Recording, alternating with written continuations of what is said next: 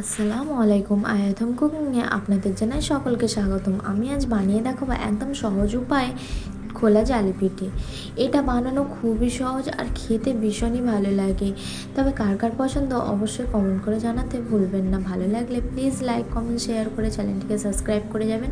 আর দেখো কতটা নরম তুলতুলে হয়েছে। 1 কাপ আটা দিয়ে যে এতগুলো পিঠে বানানো যায় না দেখলে বিশ্বাসই করবেন না। তবে চলো বেশি দেরি না করে রেসিপিটি শুরু করা যাক। রেসিপি শুরু করার আগে প্রত্যেকবারের মতন অনুরোধ জানাই, রেসিপিটি ভালো লাগলে প্লিজ লাইক কমেন্ট শেয়ার করে চ্যানেলটিকে সাবস্ক্রাইব করে পাশে থাকার জন্য অনুরোধ জানাই। দেখো এখানে প্রথমে আমি একটি মিক্সি বাউল নিয়ে নিয়েছি, তার মধ্যে নিয়ে নিচ্ছি 1 কাপ পরিমাণ চালের গুঁড়ো। এখানে আমি আতপ চালের গুঁড়োটা ইউজ করছি, বাজারের কেনা চালের গুঁড়োটা।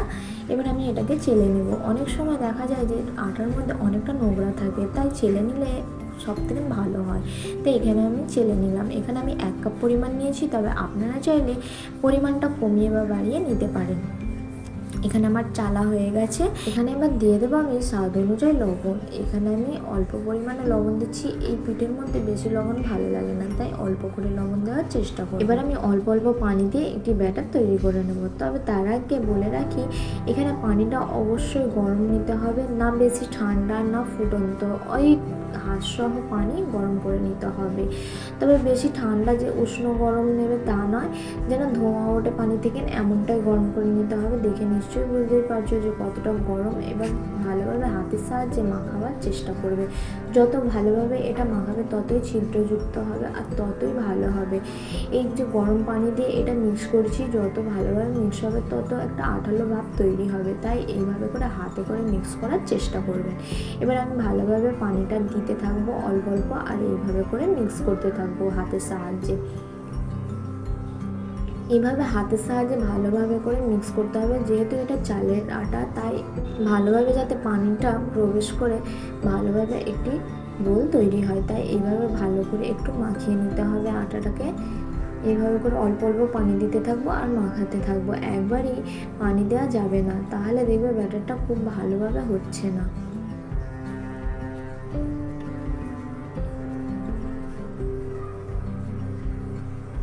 দেখো এখানে খুব সুন্দরভাবে মাখিয়ে নিচ্ছি আমি। মাখাতে মাখাতে বলে দিই, অনেকেই তো আমার রেসিপি দেখছো বা ভিডিও দেখছো, কেউ লাইক সাবস্ক্রাইব করছো না। প্লিজ যদি ভালো লেগে থাকে একটি লাইক আর সাবস্ক্রাইব করে যেও। অনেকে হয়তো একটি লাইক সাবস্ক্রাইবের কোনো দাম নাই তোমাদের কাছে, কিন্তু একটি লাইক সাবস্ক্রাইব আমাদের মনে ইচ্ছে জাগিয়ে তোলে নিত্য নতুন রেসিপি তুলে ধরার জন্য। তাই যদি ভালো লেগে থাকে আমার রেসিপি, প্লিজ একটি লাইক সাবস্ক্রাইব করে পাশে থাকার জন্য অনুরোধ জানাই। দেখো এখানে আমি ভালোভাবে এটাকে মিক্স করে নিচ্ছি, কোনো দানা দানা ভাব না থাকে, তাই এটাকে ভালোভাবে এইভাবে করে একটু চেপে চেপে হাতের সাহায্যে মেখে নিতে হবে। এখানে আমার মাখা হয়ে গেছে। এবার এটা আমি সাইডে রেখে দেব। আমি ঢাকা দিয়ে এটাকে সাইডে রেখে দিচ্ছি। অন্যদিকে নিয়ে নিচ্ছি একটি বাটি। বাটির মধ্যে নিয়ে নেব একটি ডিম। এখানে আমি একটি বড় সাইজের ডিম ব্যবহার করেছি, তবে আপনাদের কাছে যদি ডিমের পরিমাণটা ছোট হয় তাহলে 2টো ডিম ব্যবহার করতে হবে। এখানে 1 কাপ আটায় একটা ডিম ব্যবহার করছি। আবারও বলে দিই, 1 কাপ আটায় একটা বড় মতন ডিম লাগবে। যদি ছোট হয় ডিমের সাইজটা তাহলে 2টো লাগবে।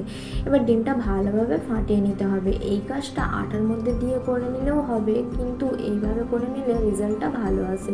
তাই ডিমটাকে ভালোভাবে ফেটিয়ে নিতে হবে, যাতে কোনোভাবেই লাম্পস না থাকে, তাই ভালোভাবে এটাকে ফাটিয়ে নিতে হবে। এখানে দেখো আমার ফাটানো হয়ে গেছে খুব সুন্দরভাবে। এবার যে আটাটা আমি আগে থেকে ব্যাটার বানিয়ে রেখেছিলাম তার মধ্যে ডিমটা দিয়ে দেব। আমি বলে রাখি, এখানে যদি ডিমটা ইউজ না করতে চাও তাহলে এই পর্যায়ে ইস্টও গরম পানির সাথে অ্যাক্টিভ করে নিয়ে এই পর্যায়ে ইউজ করতে পারো। তবে ডিমটা আমি ইউজ করেছি। ডিম অনেকে মনে করবে হয়তো ডিমটা দিলে গন্ধ লাগবে, এস্টানি গন্ধ, কোনো কিছুই লাগে না। এটা একবার হলেও ট্রাই করে দেখতে পারো। আর যারা ডিম খেতে পছন্দ করো না তারা ইস্ট দিয়েও বানিয়ে নিতে পারো, সেম পদ্ধতি ফলো করে। এবার দেখো আমি 1 টেবিল চামচ পরিমাণ সাদা তেল দিয়ে দিয়েছি। ডিম আর সাদা তেলটা খুব ভালোভাবে এই ব্যাটারের মধ্যে মিক্স করে নিতে হবে। সাদা তেলটা অপশনাল, আপনারা চাইলে স্কিপও করতে পারেন, আবার চাইলে বাটার বা ঘিও দিয়ে দিতে পারেন। সাদা তেলটা দেওয়ার কারণ হচ্ছে, যখন এটা পিঠেগুলো বানাবো তখন চাটুর মধ্যে বা তাওয়ার মধ্যে লেগে যাওয়ার সম্ভাবনা থাকে না, আর বারবার তেলটাও দেওয়ার প্রয়োজন লাগে না। তাই এই পর্যায়ে অল্প একটু তেল দিয়ে দিলে খুবই ভালো হয়। এখানে 1 টেবিল চামচ পরিমাণ তেল দিয়ে দিয়েছি, দিয়ে এবার ভালোভাবে মিক্স করে নিচ্ছি। দেখো এখানে আমার মিক্স করা হয়ে গেছে। এবার এটা আমি রেস্টে রেখে দেবো 10 মিনিটের জন্য। যেহেতু এটা চালের আটা, এটা অ্যাক্টিভ হতে একটু সময় লাগবে বা সেট হতে একটু সময় লাগবে, তাই 10 মিনিটের জন্য অবশ্যই রেখে দেওয়ার চেষ্টা করবেন। 10 মিনিট পর ফিরে এসেছি। দেখো ব্যাটারটা অনেকটাই সেট হয়ে গেছে। এবার দেখিয়ে দিই যে কতটা ঘনত্ব বা কতটা পাতলা হবে এটা। আশা করি দেখে নিশ্চয়ই বুঝতেই পারছো যে কতটা ঘন বা কতটা পাতলা করতে হবে। ঠিক এমন একটা ব্যাটার তৈরি করতে হবে, না বেশি ঘন না বেশি পাতলা, ঠিক এমনটাই। বেশি ঘন করলে একদমই ভালো হবে না পিঠেগুলো, তাই একটু পাতলা করার চেষ্টা করবেন। দেখো এটা এবার আমি সাইডে রেখে দিচ্ছি, অন্যদিকে চলে যাচ্ছি চুলার দিকে। চুলার মধ্যে ননস্টিক ফ্রাই প্যান, তবে ননস্টিক তাওয়ার মধ্যেও বানিয়ে নিতে পারেন।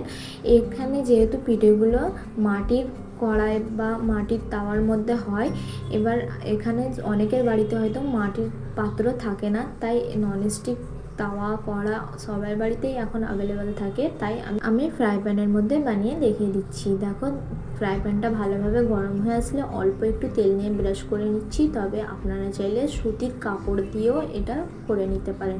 সুতির কাপড় দিয়ে হালকা করে তেল ব্রাশ করে নিতে হবে।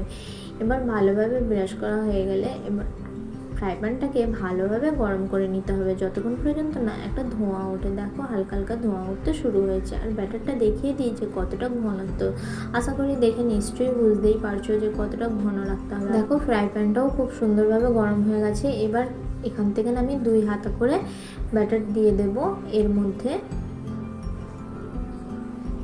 দেওয়ার সাথে সাথে এইভাবে করে একটু নাড়াচাড়া করে নিতে হবে, যাতে ব্যাটারটা সুন্দরভাবে ফ্রাই প্যানের মধ্যে চারিদিকে ছড়িয়ে যায়। এইভাবে করে একটু ঘুরিয়ে নিতে হবে। দেখো কত সুন্দরভাবে হয়ে গেল। দেওয়ার সাথে সাথে উপরটা অনেকটা শুকিয়ে এসেছে। এবার ফ্লেমটাকে মিডিয়াম রেখে আমি এটা এপিট ওপিট ভালো করে ফ্রাই করে নেব বা বানিয়ে নেব। দেখো ধারটা উঠে এসেছে। যখন ধারটা এভাবে আপনি উঠে আসবে তখন এটাকে পাল্টে নিতে হবে। নিয়ে এই পিঠটাও ওই 1 থেকে 2 সেকেন্ডের জন্য ফ্রাই করে নিতে হবে। গ্যাসের ফ্লেমটা অবশ্যই লোতে রেখে বানাবেন, নাহলে ওপর থেকে কালার চলে আসবে, দেখতে একদমই ভালো লাগবে না। এই পিঠেগুলো সাদা সাদা যতটা হবে দেখতেও ভালো লাগে আর খেতেও ভালো লাগে। দেখো 1 সেকেন্ড মতন হয়ে গেছে। এবার এটা আমি তুলে নেব, তুলে একটি প্লেটের মধ্যে রেখে দেব। দেখো একটা আমার তৈরি হয়ে গেল। আরও একটি বানিয়ে দেখিয়ে দিচ্ছি, তবে পরেরটা যখন বানাবো তখন আর কোনো রকম তেল ব্রাশ করার প্রয়োজন নয়, এর মধ্যেই হয়ে যাবে।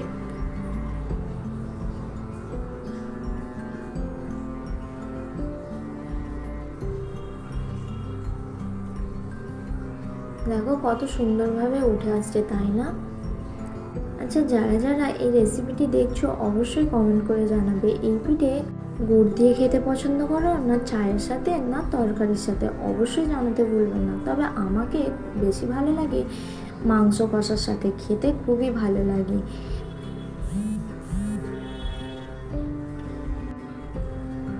দেখো আরও একটি বানিয়ে দেখিয়ে দিলাম। দেখো কতটা সুন্দরভাবে উঠে আসছে, তাই না? আচ্ছা অনেক সময় দেখা যায় যে এই পিঠেগুলো বেশি জালি জালি হয় না বা একদম পারফেক্ট হয় না, তার জন্য ফ্রাই প্যানটা ভালোভাবে গরম করে নিতে হবে। আর ব্যাটারটা যতটা পাতলা হবে জালিটা তত সুন্দর হবে। তাই এই ছোট ছোট টিপসগুলো মাথায় রেখে বানাবার চেষ্টা প্রায় চলেই আসলো। আর এই পিঠে পুলি খেতে শীতের সময় খুবই ভালো লাগে, তাই না? আচ্ছা আমার মতন কে কে আছো পিঠে পুলি খেতে খুবই পছন্দ করো, এই শীতের সিজনে খুবই ভালো লাগে, তাই না?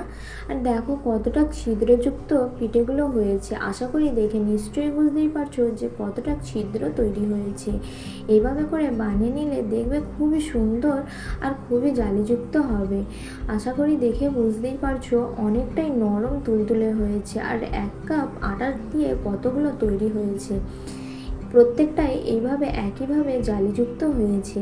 কেমন হয়েছে রেসিপিটি জানাতে ভুলবেন না। ভালো লাগলে প্লিজ লাইক কমেন্ট শেয়ার করে চ্যানেলটিকে সাবস্ক্রাইব করে পাশে থাকার জন্য অনুরোধ জানাই। আল্লাহ।